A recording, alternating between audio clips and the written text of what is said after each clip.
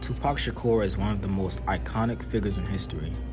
He has sold over 75 million albums to date, making him one of the most top-selling artists of all time.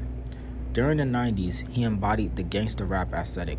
However, he still used his voice to talk about the struggle of equality for African Americans. The iconic tattoo across his stomach, Thug Life. Did you know the acronym for that is, the hate you give little infants fucks everyone? Some at first glance will call him a thug, but that message was actually a warning. If you bring up children in a negative environment surrounded by racism, violence, and oppression, then the cycle will continue. Even though you've commonly seen pictures of Pac throwing up the West Side sign, originally, he's from the East Side. He was born in New York, but his family moved to Baltimore, where he enrolled in the Baltimore School of Arts, where he met his good friend, Jada Pinkett Smith. His neighborhood soon became crime-infested, so his family moved to California, and by that time, Tupac was already obsessively writing poetry. In 1990, he met a music manager who secured him a gig as a roadie and a dancer for the hip-hop group Digital Underground. He soon made his recording debut in 1991 on Same Song soundtrack on the Dan Aykroyd comedy Nothing But Trouble. It wasn't long before he got his deal with Interscope Records and dropped his debut album as a solo artist, Tupacalypse Now. He often complained how he felt misunderstood. He once told a reporter, and I quote, "Everything in life is not beautiful. There is lots of killing and drugs. For me, the perfect album talks about the hard stuff and the fun and the caring stuff. That's the thing that bothers me. It seems that a lot of the sensitive stuff that I write goes unnoticed." In 1992, he got his first leading role in Juice, where he played the villainous Bishop. Despite it being his debut role, he blew people away with his riveting performance. In 1993, there was an incident that had taken place in Tupac's suite. A female fan claimed Tupac raped her.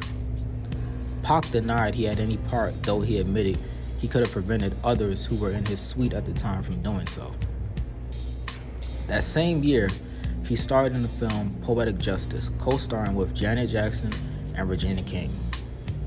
Also, in 1994, he was a part of an all-star cast starring himself, Dwayne Martin, Leon, Marlon Wayans, Wood Harris, and the late great Bernie Mac in the film Above the Rim.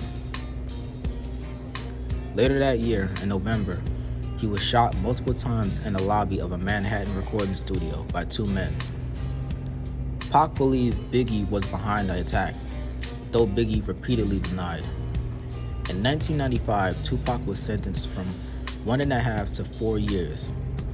While in prison on rape charges, he was visited by Suge Knight, the notorious label boss of Death Row Records, aka the boogeyman of hip-hop. Suge offered to post bail that Pac needed pending his appeal, but the condition was he signed a death row. Now, I'm sure we all know what happened after that. In 1996, Tupac released a diss track, Hit 'Em Up, towards Biggie and Sean Diddy Combs, igniting the infamous East Coast-West Coast beef. Within 3 months, Pac was murdered. On September 7th, Tupac was in Las Vegas with Suge to watch a Mike Tyson fight at the MGM Grand Hotel. After the fight, there was a scuffle between Pac and a Crips gang member. Moments later, entourage piled in. Soon after the scuffle, Pac and Suge are in a car, then they stop at a red light. A man emerged from a car and fired 13 shots. He later died in the hospital with his mother and his girlfriend by his side. So they say.